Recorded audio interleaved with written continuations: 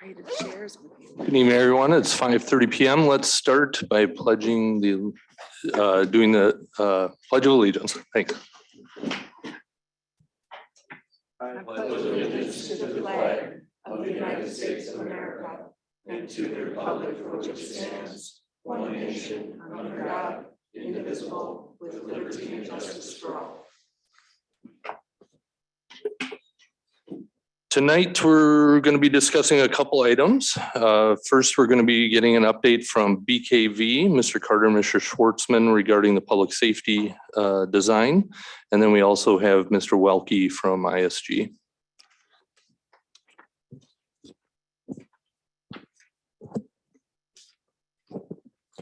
Good evening, Mayor, Council. Bruce Schwartzman with BKV Group. And I'm Craig Carter, also with BKV Group. So tonight's discussion is a little bit of an update from the last time we presented to the council. In the past, we talked about some planning and some programming and a variety of topics on the public safety facility. Then we recircled back when there was a discussion about could the public safety building and the community center kind of cohabitate on one site. And so then we worked with ISG and the folks there to look at what those implications are and how that might work. I do want to step back for a moment.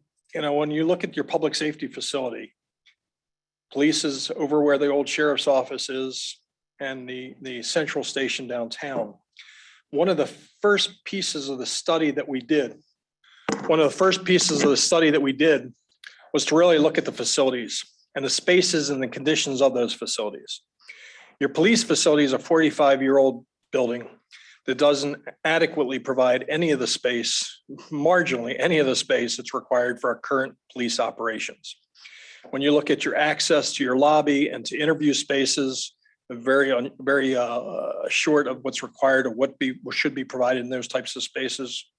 When you look at the fact of gun cleaning occurring within the break room area and the safety and concerns for that, the evidence and where evidence is and the lacking of that area, and again, with the way the state controls through the Bureau of Criminal Apprehension, the need for certain chain of custody of evidence, and that there's none of that currently is existing within the facility, that the report writing, break room, all that is within one space, and that there's really no space for any of the squad garage and the police station. And so as we did with some of the council and the mayor and some of the various individuals within the city, we toured some current facilities around the state. And that tour helps to bring to light how inadequate and some of the spaces really do need to be addressed. So from a police standpoint, clearly some inadequate spaces need to be addressed in the long term in the kind of space that they have now. From the fire department side, some of the major issues include that the building is not sprinkled. There's no fire protection there. The apparatus bays where all the vehicles are stored are too small. And there's a general lack of flexibility with where you can put different apparatus. There's a lack of offices. There's kind of a lack of gender segregation capabilities within the station. And then of course, the cancer separations to make sure that the contaminants from the fire ground and the diesel exhausts don't get up into the living quarters, into the dormitory room, into the kitchen, et cetera, are not present either. So also some significant concerns about the state of that building. In addition, we did a response time analysis that allowed us to look at how much time it took to travel from the fire station to various parts of the community and looked at really where the optimal location of that central fire station is. And that's how we arrived at the East Rec Center property as being really a great location for fire in terms of its response time to the rest of the city of Winona. So as we put together tonight's kind of discussion with the council and all of you, really step back for a second and kind of look at the entire project as a process and where we are. So if you want to go to the next page, please.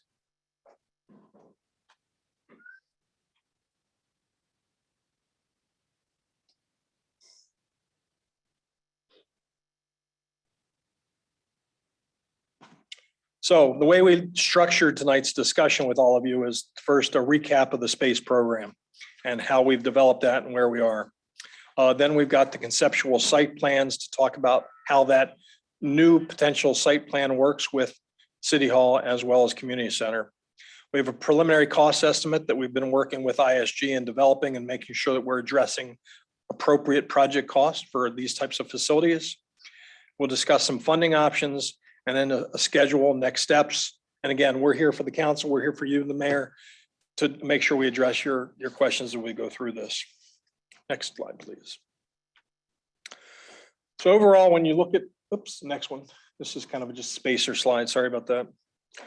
So when we do space programming, we look at a 5, 10, 15, 20-year incremental planning. On the police department side, that incremental planning is typically based upon potential growth of the police department. So as the community grows, you might add some more patrol officers. As the patrol officer group grows, you might add another sergeant or another investigator. It's a very small, typical incremental growth. So if you look at where the immediate need is based on their space requirements, it would be about 64,000. Over a 20-year growth, that's about 5,000 square feet more over that 20-year planning. When you break down the areas of that, and I think that's 69, well, separate of the, well, it includes the fire as well. Yeah, it's fire. So again, it's fire. I think from a fire standpoint, what would be your? Incremental growth in the fire, on the fire department is really an added staff person here or there in the administration department. Yep. So it's very small because you're planning for the apparatus they need, not long-term potential growth of that. It's going to accommodate what it needs. So then the column in the bottom left really breaks down some of the spaces. We have public area, which is basic, your lobby, your restrooms, and some of that. We have shared areas. So the shared areas between police and fire are things like training room, which is also can serve as an emergency operations center. You have fitness areas. You have basically, I think that's probably the core of some of those shared general spaces within the building. Then you can see for fire specifically, about 19,300 is actual fire department space. When you look at the police, about 20,900 is police space as well. And again, I urge you to look at, when you look at there's two lines off in the middle of the page. One is the existing police, that's 9,600 square feet. The biggest growth area between that and what we're saying for the 20,000 is basically the police squad garage. And in today's world, again, the chief could talk about it, we can talk about it. In all the facilities we do, whether it's Rochester or the others around the state, we're providing police squad garage these days. It allows you to respond. It allows you to take care of your equipment. There's certain things like Narcan and other things that are in these squads, computers, that having them in a conditioned building makes them much more efficient and less prone to problems. So the police station is a big portion of that growth is squad garage. We also then, again, if you look at the existing fire station to almost 19,000 square feet, you can see the fire station we're designing 19,300. It's a marginal incremental growth from what they have now. It's just much more efficiently used. Some people in their mind might say, they have the area, why doesn't it work? But again, Craig could talk to the inefficiency of the way the space is currently laid out and the way it operates. Because a lot of that is wasted space. It can't be. A lot of it's in the basement, for instance. Exactly. So we wanted those numbers just for comparison information. Training shared is a great opportunity. Again, these are folks that we look to and we rely on to help protect us, to help save us, to help do those things. They're serving the community. And a lot of times it's a thankless job in certain ways, but police and fire are such an integral part of our community and what they do for us. So we have and planned in the facility about 7,600 square feet of training space. Well, that's training space for fire as well as training space for police. And again, you're only as good as the training you get. You're expecting these people to be able to climb up 30 stairs in a building or whatever it is to rescue somebody, or to try to go through a tight confined space to access to rescue somebody, or you're relying on the police to respond to a tense situation and help diffuse it.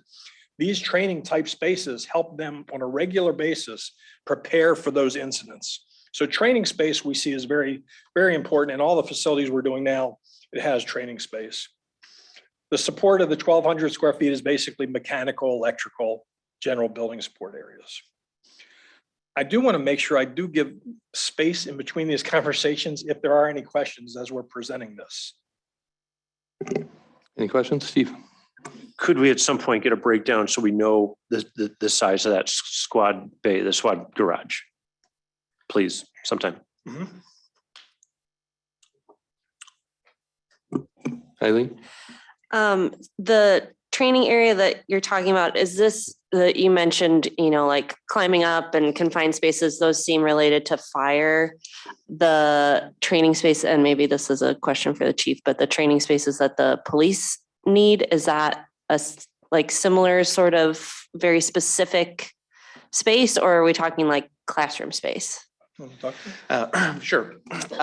So we have kind of a classroom / EOC type thing in that the shared areas kind of category. What we're talking about for training is specifically, we will have a training tower, as you mentioned, which has stairs in it that will be used so the fire department can practice laddering, practice hose, dragging their hose around, going upstairs, how to access sprinkler systems and all those sorts of things that they do on a regular basis.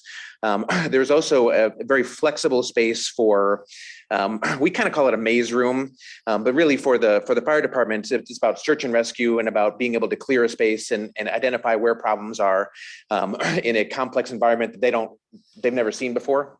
It might be covered in smoke, so they can't see it now either. But that also is useful for the police department as they're training how to execute a warrant or search a property. They can use that exact same space and the exact same kind of maze elements and reconfigurable space to do that sort of their training as well. So a lot of the space really is sort of that multi-purpose. It's open. It can be used for both departments individually or simultaneously. And associated with that, there's storage for all of those various props and stuff like that. You have fake couches and lamps and movable walls and things like that they'll be able to bring in and out. So yes. If I was to summarize in one question, in one word, it would be a yes. Any other questions? So the next page, if we go on,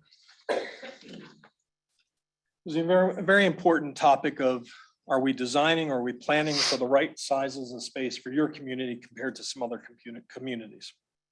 And so we looked at Minnetonka, we looked at a series of ones around the state, and you have to look at newer facilities. You can't look at an older community because they could very well have the same shortages of space and lack of space as well. Minnetonka, who just completed their public safety facility, total facility about 65,000 square feet compared to what we're looking at for your facility, about 69, very similar. Fridley, which completed their facility, about 77,000 square feet, again, for total facility. Sartell and Columbia we included because we actually toured Sartell, and we included those because a combined public safety facility of police and fire sometimes isn't as typical as you'd expect. And so we wanted to make sure we listed facilities that were truly public safety facilities for fire and police, because there's a shared efficiency of space there. I think that was the general gist of that slide. The next slides really then start to get into the conceptual planning and how the facility might work on the site. Craig, I'll let you talk to some of that. Thanks, Bruce. Eileen? Eileen's got a question. I have another question real quick. I think I remember this from your earlier presentation, but is part of the reason that we have so many more double deep apparatus bays than a lot of these other communities because we're serving the more than just our city, and a lot of these communities are just in the city limits. The Metro Department doesn't respond to nearly the diversity of calls that Winona Fire responds to. Okay, great. Thank you. And in reference to the councilman's question about, we plan for 20 police vehicles in the squad garage. Do you have square feet on that? It is. Sometime, maybe it's too early to ask. Sometime. So the way it is, it's about 9,600 net square feet, but you had to add a grossing factor to that, which would put it probably 10,000 plus, Yeah. 10,500 plus or minus. And a grossing factor, just to be clear, thicknesses of the walls, some circulation, other things to account for the overall space. George. Yeah, good evening. Just one question. Now, these drawings we're going to be looking at here, now that includes police, fire, community center, and rec center? Exactly. Okay, Yes, so sir. community and rec center are all tied together in one. They won't be identified separately or? Correct. Okay, thank you.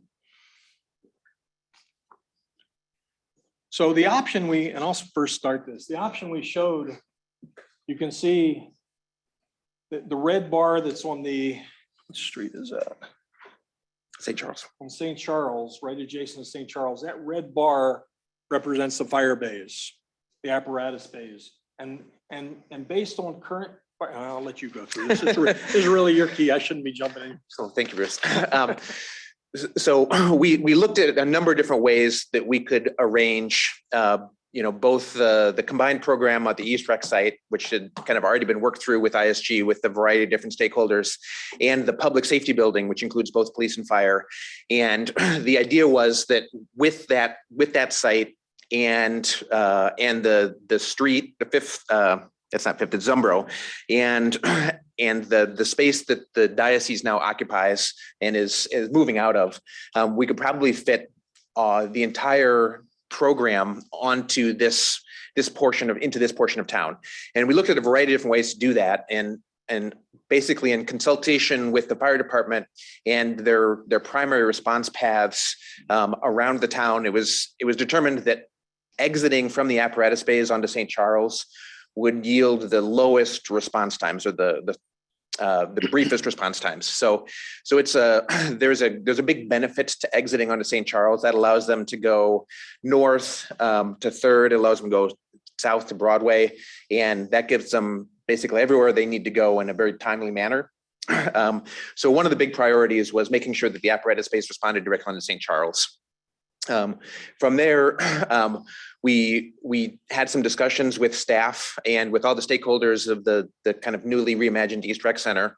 And it was determined that probably two separate buildings made the most sense in terms of their functionality, kind of separating kind of conceptually a little bit in how the buildings were organized, as well as, being able to provide discrete public entrances for both of those facilities and the appropriate kind of drop-off facilities for the rec center.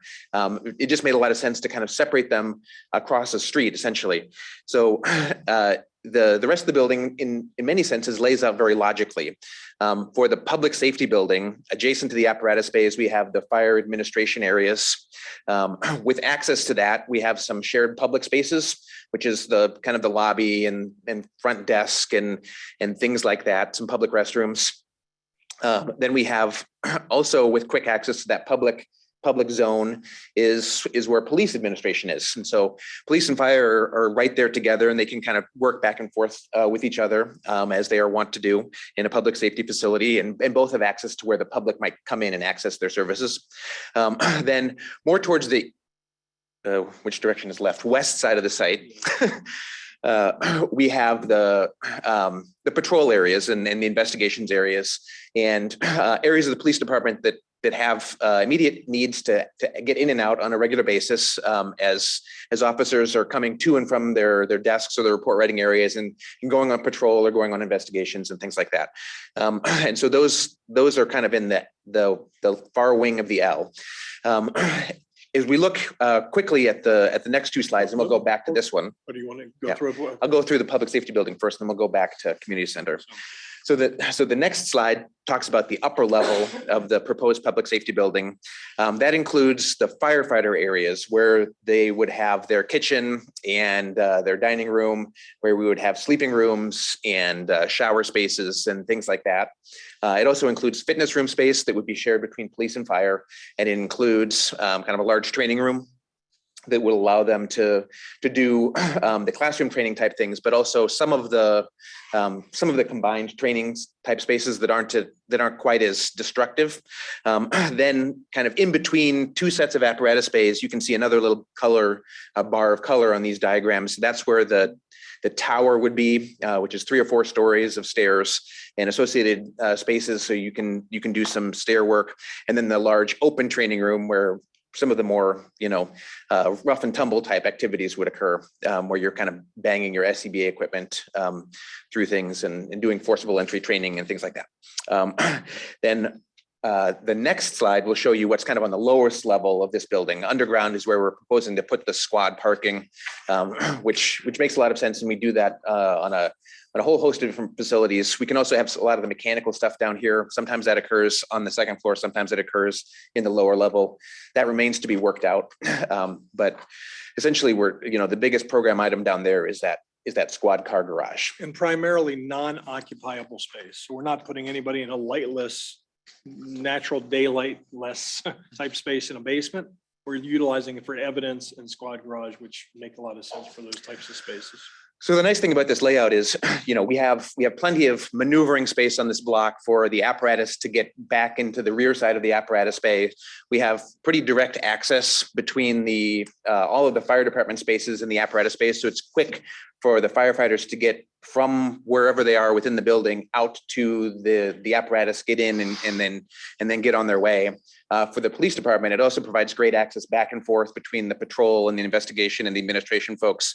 Everybody has quick access into the locker rooms, and all of their squad cars are directly below. So it's really, really easy for them to kind of come up and down a quick set of stairs and be right there in the squad briefing room or in the break room or report writing room. So from a general building layout of the public safety building, it works out really well. The challenge with a one block site, as we mentioned to you the last time we were here, is that public parking is a little bit of a concern because it's difficult to also put public parking on the site. Now, you're allowed to park on the streets, but that might not be quite enough if you have a large training event or you have something of that nature. So this site accommodates a lot. So what we've done is basically taken Zumbro and allowed for head-in parking on both sides of the street, which satisfies not only parking for the public safety building, but also for the combined East Rec Center program. Ryan, are you available to talk about the rec center? I am, yeah. Yeah, good evening. Yeah, so just touching real quick on the community center piece. So the community center, as we're looking at the function of that space, was we were able to fit all the same program elements on this site in the layout that we had shown, but with some improved adjacencies of some of. Oh, Ryan, hold on for 1 second.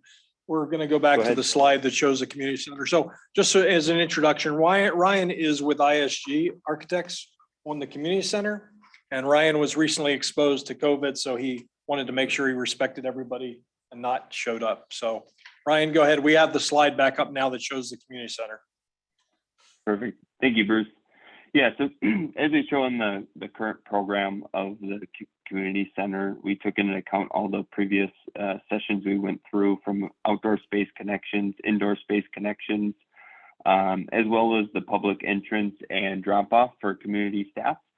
So the program here shows all the same program spaces that we had identified previously, but with an improved adjacency, whether it's wellness center to the gym, gyms to the common space, and then providing good access for employees or for community members that are accessing the rec center. In the top left corner, we provided a real sketch of some general ideas to show that in the outdoor spaces that we have highlighted in the green on the main program space, we're able to accommodate a lot of the same programmed elements that were previously shown at the East Rec Center. So with some pollinator plot for some general planting, slope lawn, and event area for outdoor space, we're able to accommodate with the site, with sharing the site with the Public Safety Center, a lot of the same elements, but at an improved function and layout with an all new facility. Excellent. Thank you, Ryan. Mayor, council, any questions? Eileen? Brian, how does the green space proposed in the configuration of the community center in this iteration compared to some of the earlier drawings we got from ISG before we had this combined situation? From a size perspective? Yes.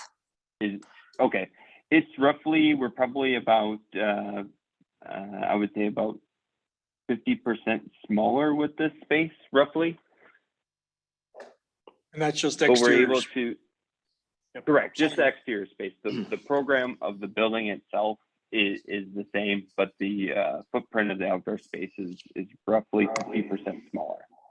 So there's no, it doesn't look like there's any space for community garden on this or basketball courts or anything. So we do have, not at this time for basketball courts, we do have some sport court items in the outdoor space that would be, I'll say planned north of the gym. And then there's noted on the site map, we have like pollinator demonstration plot. Potentially could add some elevated gardening plots, maybe not as many, but we could in that area for that community gardening aspect. Okay, thank you. It's worth noting at this point that we don't know for sure exactly where the property line would occur. You know, how much land would be available from the diocese to devote to this project. So what we have sketched here is a best guess. Could be a little bit more. Pam, you had a question? Correct. Yes, thank you. Yes, I'm back to the fire facility. I understand that one of the problems with today's facility is that there's no gender-specific resting area or locker rooms. So have we taken care of that with this plan? Yes, we haven't gotten to the detail of how all of the rooms lay out inside of the building yet. That's kind of the next Sure. level of iteration. But what we have planned is for individual sleeping rooms. So it's a little bit gender agnostic, as well as individual shower rooms. So it's kind of the ultimate in personal privacy, and it satisfies any gender balance that the future might bring to your table. Thank you. And actually, that'll be very similar for police as well. While you don't have people that are staying overnight for police, you still have the gender issues that they currently aren't able to accommodate. Steve, you had a question? Yes, I do. Back to the community center. You may have alluded to this, but do you have a breakdown of indoor square feet comparing that to our current community center? Yeah, so our current design was roughly 27,000 square feet when we had the East Rec Center, plus the addition for the new gym and activity room space. And the square footage that we're showing today is roughly 29,000 square feet.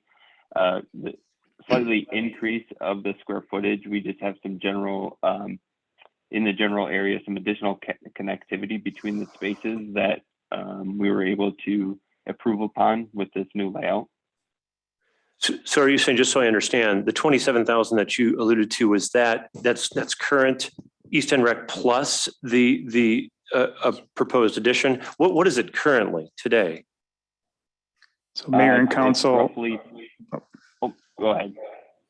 Chad. sorry, Ryan, Mayor and Council, the current square foot of the existing East Rec today is 13,968. The Okay. current square footage of the first floor of the Masonic Temple that houses our Friendship Center is 10,455. So you're looking at a total of rounding 24,000 square feet. The planned community center that Ryan is showing you tonight is 29,000, so roughly 5,000 more square feet. Thank you. George, you had a question? Yes, thank you. In order to get all four of these units to work, we would need to purchase the St. Stanislaus School, correct? Correct.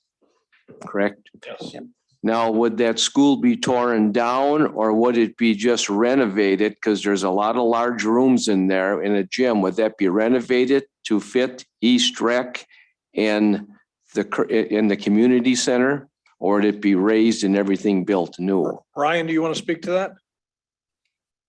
Yeah, at this time, we were planning for it to be all new, but further site evaluations could be made to understand that and understand that with the current planned program for the East Rec Community Center. Thank you. I don't think we've been inside the building. I don't think ISG's had an opportunity to be inside the building to know exactly what the conditions are. So Yeah, I would recommend going through there because that is a very, very well-built building and there's more than enough room in there. So just a point of interest. Eileen? Based on what we can see from the current site plans, it looks like there are only parts of the proposed police area or shared area of the site that would be 2 floors. And I'm just have questions about sprawling. I mean, it looks like the community center be one floor. That sort of makes sense. And I understand with the fire that they need the apparatus space, but I guess one of my big questions about buildings being built now is that there's a lot of sideways sprawl and not upwards, and we have limited space available in the city. So I'm just curious if there's any other opportunities for going up. So basically we have 2 levels above grade for public safety. And really what we're showing is a maximum site utilization like we've done with other cities by putting some of those back of house spaces, if you will, underground. It helps to minimize the spread on the ground. There's certain spaces on the fire station standpoint when it comes to living quarters and things like that, where they're not regular up and down. Makes sense to put those more on a second level. So I think we've arranged the building in a very efficient way. From a public safety standpoint, I don't know if there's any more, you're not going to get any consolidation of that building by trying to go more vertically. It is pretty well as compact as it could be. From a community center standpoint, again, I assume from an accessibility standpoint, as soon as you start to go vertically, of course, you need elevators and stairs. And we're planning that in the public safety facility. If you do that in your community center, again, while you might be able to get some additional space and improve space on a second level, there's a cost impact. I'm not saying that's not good, because maybe you can create some of those community gardens on a loft area or something like that. So I think that's something that could be considered in the next level of planning.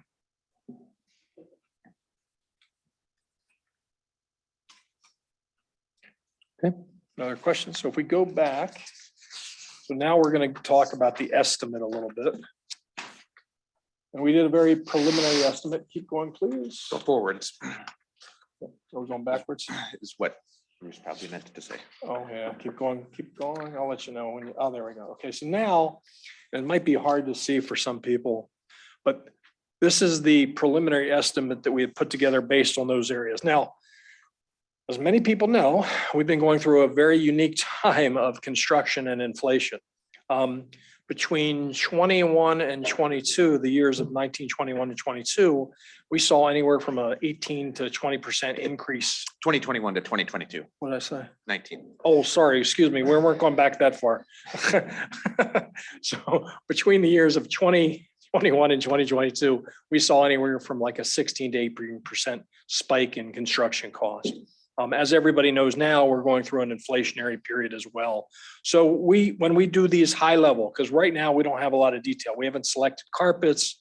We haven't selected, the doors. We haven't selected anything other than it's a general type of building for this type of purpose. So what the low and the high range give us that understanding of it's going to fluctuate between there and where we are given in a high level planning stage. So the way we broke this down is you have the public shared areas that we talked about before, and we broke it down by what those amounts go for. And I'll go through them. So that public and kind of shared area was about $1.8 million. The police, fire and training areas that we mentioned is about $3.7 million to anywhere to $4 million. The building support, which is general, is about $450,000 to $500,000. Emergency generator, which would be sizable. Public safety facilities like this are 24/7. Power grid goes down, the building still needs to operate, so we need to have an emergency generator that supports the size of the building. There's some demolition costs that we're assuming right now with the site, and whether or not it's the East Rec or whether it's the school, we've got some money associated with demolition, but again, that's to be determined once the final design gets coordinated more. Site work as far as utilities, any additional grading, utilities, again, a range of anywhere from 600 to 700. Those are all the elements associated with the site. Then we get into the building specifics. as far as police and fire, or the police and squad garage, police anywhere ranging from 3.4 to 3.8 roughly. Squad garage 2.2 to roughly 2.5 plus or minus. Then you get into the fire sections of the building, about 1.5 to 1.7 for the apparatus bays, for the admin and support area. And then for the apparatus bays, no support, basically 4.6 to 5. And then in talking with IGSG and the community center, we're looking at it roughly a $9 to a $9.8 million facility for all new, assuming an entirely new public or a community center facility. That brings you to about roughly a $27.8 to $30.6 or $30.7 million total construction. To those, you have design and construction contingencies. And in current value, you're looking at about a $31 to $34 million total project. The soft costs, which are everything that's non-construction related, so potentially land purchase, the architectural engineering fees, the soil borings, commissioning, testing, the furniture that goes inside the building, assuming you're not trying to use existing, you're putting in new furniture, audio visual systems. There's a variety of things that go into what's considered soft cost. Did I miss any of the major big ones? I would say moving expenses. And moving expenses as well. So those are the soft costs that go into a project. And again, at this level, it's a very high level of estimate that as we work into the project, we sit down with various departments and nail that down. And some of that might include some of the rec center equipment needed as well for the soft cost. So then that brings you to a total project cost that it would cost the city of roughly this $37 to $41 million plus or minus. We then inflated that and we used 4.7%. We are seeing a fluctuation. We are seeing a leveling out. We're not expecting to see that spike of what happened from 21 to 22. We have seen steel costs come down some. We've seen material abilities, kind of availability of materials come down and be more readily available. So we're anticipating a 4.7% as a rule of thumb at this point in time, which then if you assume construction's occurring in 2023, because that inflation is going to occur every year from the 2022 estimate, we're then saying estimated construction could be about $38 to $42 million for the entire project, total project cost, soft cost and construction cost. We know right off the bat that in the state of Minnesota, any public safety project is exempt of material taxes. So if you assume roughly a third of the public safety facility is materials, the taxes paid on those materials can be exempt from the project. So we know right off the bat, there's probably about a $400,000 to $500,000 savings from those costs. Any questions on the cost? We'll start with Steve and then Eileen. As long as this is a public forum and I want this for the record, I'm wanting to confirm this is kind of backing up a bit, and this is relates to fire. At this location, we initially looked at 7 locations when we first met with you. But I want to confirm that this location does preserve, no location is perfect, I understand that, but that this location will preserve our excellent response time, counted in seconds, and preserves our number 2 ISO score. Is that correct? That's correct. Okay, that's critically important that we all understand that and for our community and for fire to do what it needs to do. So thank you. Eileen?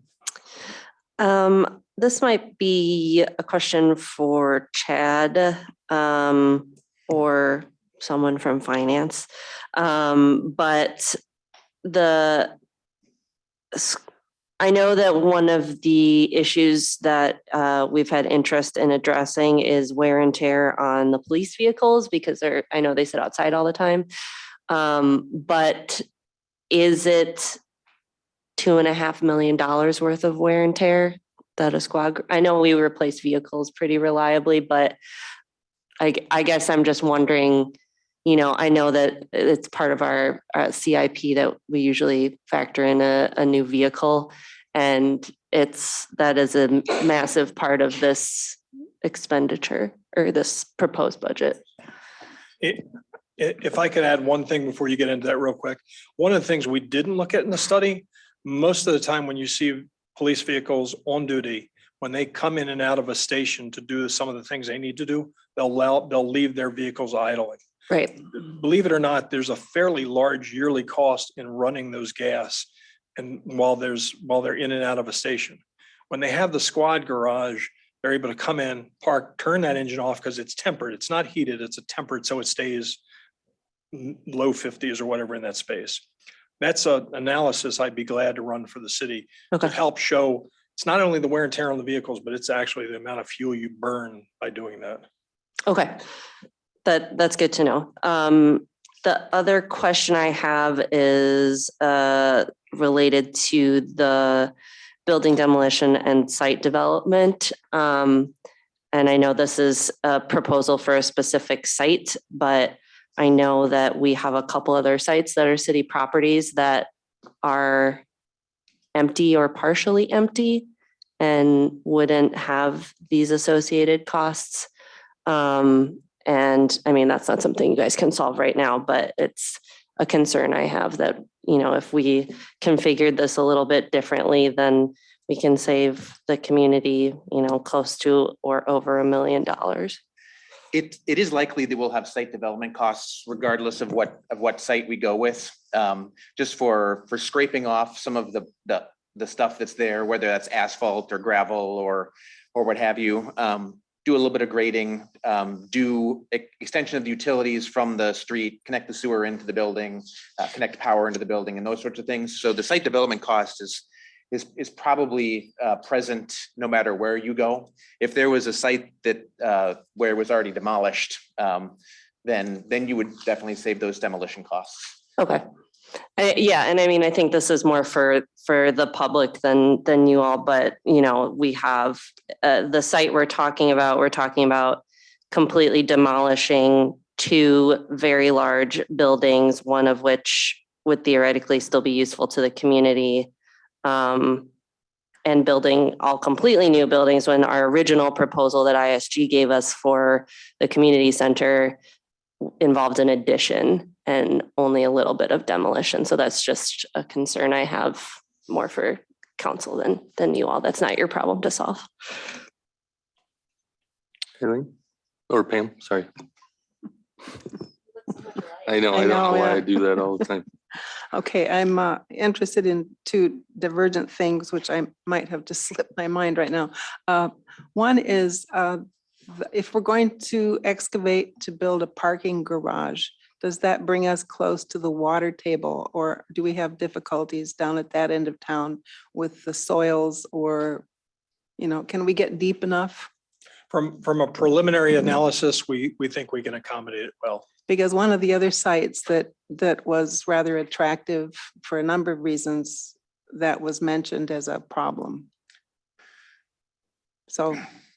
Yeah, we were looking at a site, actually, I think on the other side of the bridge, that was very close to the water, and there were some issues there with a lot of response time issues, and flooding is a concern in that location. It's listed in the FEMA floodplain area, which can affect a lot of funding for a variety of things over the lifespan of the building even, so. Okay, I have some other questions about that site, but we'll discuss that later. Another question I had was the soft costs. Does that include all the electronics and the wiring and whatever we have to do to get these buildings up to speed? I know that can be very costly. Yes, yeah, to a short answer, yes, it covers everything that's required for the facility. Okay. Thank you. George? Thank you, Mayor. I see we have a section where you'll be talking now about funding sources. And if you could clarify, or maybe the city to clarify, that if the public safety building is built together, police, fire, how is funding available through the state or the federal government for the 2 buildings? And what funding is available if they were built separately? Let's see. Then again, with the community center, what type of outside funding would there be available outside of the city of Winona taxpayer? Ryan, do you want to discuss community center funding possibility?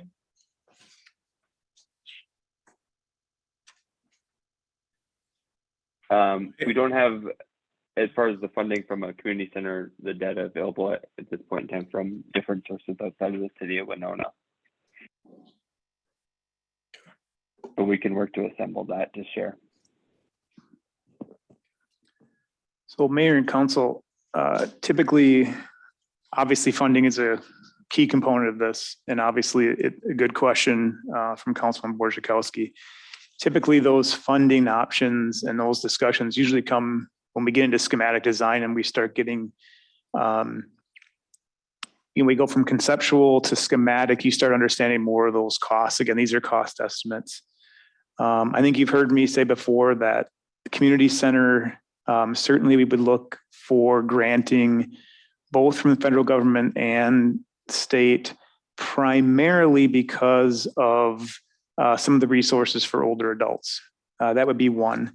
Another source that we would look for that we really saw this last couple of years, obviously, is that the East Rec Center was very quickly turned into a community hub for pandemic response, and that there's potential for dollars to come in for the community center if it's served in that way.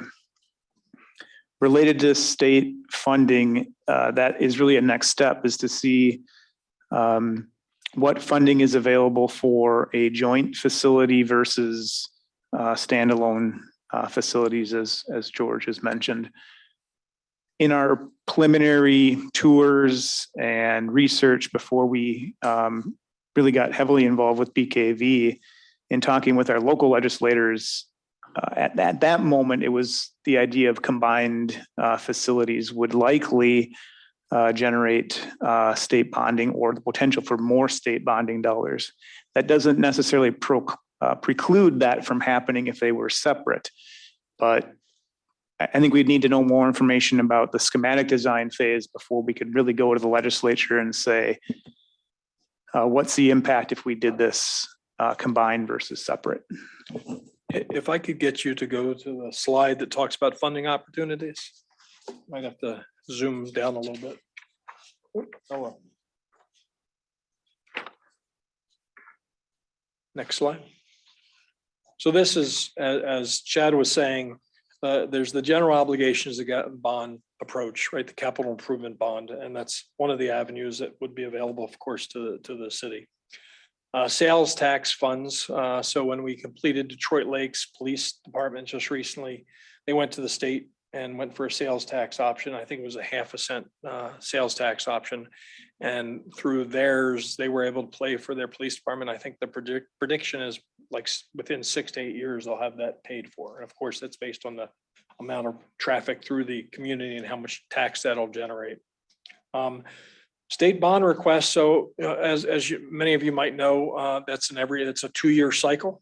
So this year, there's going to be a certain amount of projects that are funded through the state funding and state bonds. It's never a full gamut. The state has never said you need 20 million or 30 million, we'll give you the 20 or 30 million. It's a fraction of it. But there's a likelihood, we haven't seen it on community centers, but we have seen, well, and I take that back, there have been smaller communities around the state where they have given some funds to some community centers around the state. And they're just like Chad said, they function more of a local community support as well. But on the public safety side for fire and police, we are seeing the state provide a lot of potential funding. We know of a number of communities that have gotten some state funding. So we do see that as a really strong likelihood. It will take some time to work with the legislation and to make sure that there's some support for the project and then go ahead and push that forward. Like I mentioned earlier, tax exemptions, we know that's available. We know through Xcel Energy, there's some rebate programs available for with them for some energy savings. So there are some funding opportunities to try to help mitigate some of the initial cost. I think.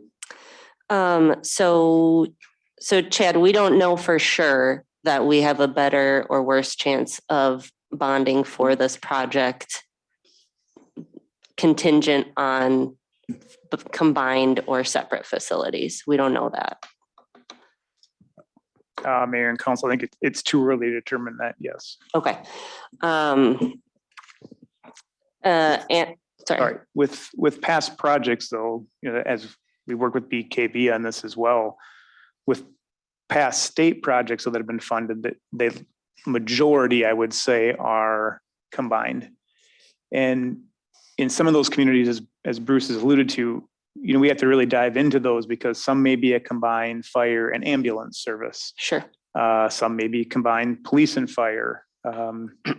We've seen other communities, smaller communities, do public safety city hall, public safety library in some rare cases. And so it's that, typically it's that combination of facilities that,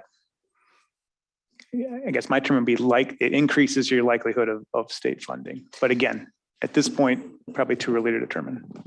Okay, and when we're saying using a combined facility to go for the bonding, we are talking about physically combined buildings, not packaging a project together as one initiative, just for clarification. So Mayor and Council, likely it would be one package for combined facility, in this case, public safety. However, we would be remiss if we didn't mention that on this campus that we have this community center, as I've alluded to, pandemic response. It could be emergency response in a different way. I mean, in our bonding proposal, we would certainly illustrate older adults, youth, potential community impacts within the ask, but the central ask would be likely for the public safety building, yes. Okay. George. Yeah, just to follow up on Chad's comments, Mayor, you and I were on the tour of Fridley and Sartell, and I mean, Fridley, I think both the chiefs were there. I mean, that was a very, very huge site that had the city hall. I believe it had library, all those things, plus it even had public works. So the snow plows and all that were there. That was a massive complex, and we don't need nothing that big. Thank you. Eileen, I just want to remind everybody that council starts at 6:30. So Eileen. That was going to be my comment that, since we're running out of time, what is it that staff or the consulting groups need from us, if anything, tonight? Mm-hmm. Michelle, did you have a comment? I was just going to say what I would like to see. I think what we as a council and the public needs is a presentation from the staff that illustrates what would happen if the fire department stayed where they were or located somewhere else, and where the police could likely go in the community, and what that means for the East Rec Center. Because we know we have to address the issues at the fire department, which probably means a tear down and rebuild. And we know the police department is being displaced in no small part because the size requirements they have and the needs they have wouldn't be met at the current location. So I think for us to understand, we need the staff to talk to us. But I also think you should bring back the next step of this, because either the council needs to decide we're going to move forward looking at this project, or we need to say we're not going to do it so that we can keep moving forward. Because if I look at the timeline on this, we're already not even breaking ground until, what is it? 2024. Wait, well, somewhere on here, it's quite a time away, because we have to go through the planning, the purchasing of property, the funding and bonding, which is a 2-year cycle, not to mention we are looking at federal and state dollars. So I think we need to make a statement. And then as part of that, I'd like there to be a plan presented for public comment periods at the East Rec Center here and online, so that people can start responding to this. And then, I mean, honestly, if we're not going to go forward with this plan, we might as well not have the public input. So I think that needs to be part of the presentation, so that we're able to say, okay, this is what we're seriously looking at. Now let's talk about it as a community. Mayor and Council, the only thing I guess I would add for direction is because of the private property, the diocese, some direction for staff, if you'd like us to continue discussions with the diocese or really begin to negotiate with the diocese about that property. If they simply aren't interested, to your point, then we're certainly at a different starting point at that. If they're not interested in negotiating for that property. As far as the staff coming back, I think it's a good idea. Staff coming back, responding to the information received tonight, and then also putting together a plan for public input. Yes, because I think although we're looking at a big number for the three, I mean, when we looked at just the East Rec on its own, it was over $7 million. And we're talking about building onto a current building. This way, 10 million, they get a brand new facility. So I would like, and then knowing that 10 years ago, we got some numbers for some basic repairs to that fire department, we have well gone past what we could do to make those repairs at this point. And I'm not sure that we can address all the safety issues in that existing structure. So I would like to hear from fire and police, as well as even from the East Rec team, about needs that we need to meet. And then I know that individual costs for each building, you're looking at the numbers that are basically here separated. So we're not really saving, we're doubling some costs. So I just want to make sure we're all clear and that and then I think as part of that proposal, maybe we could give you direction to work with the diocese. But if this council isn't going to move forward with this proposal, there's no reason for us to give you that direction. So I think so we can move forward, we need to have that at the next meeting, if that makes sense. I'm sorry, No. Mayor and council, if I could. So if you split the buildings, there will be some increased cost and increased size. There are some systems and some functions that by splitting it, you're adding some additional cost to that. That having said, I also want to verify or kind of tell you that one of the things we looked at is if you took that kind of L-shaped public safety building and flipped it, there is a possibility to keep East Rec where they are while some of this construction going on. So while we show it over top of East Rec right now, there is a possibility to flip that, keep East Rec functioning while the new facility is built. So that's something we can look at as well. Mayor and council, just to close out, I just wanted to follow up on the next meeting. May 16th, we do have a pre-council for the audit. And so likely, just as a heads up, we would probably put under requests communications, item 3 in the council agenda, an actual presentation from this information. Just a heads up, because obviously the audit is important to do during the pre-council next meeting. Would you want that meeting, Chad, that you're going to do before the public comment or after the public comment? I think we would want public comment before, wouldn't we?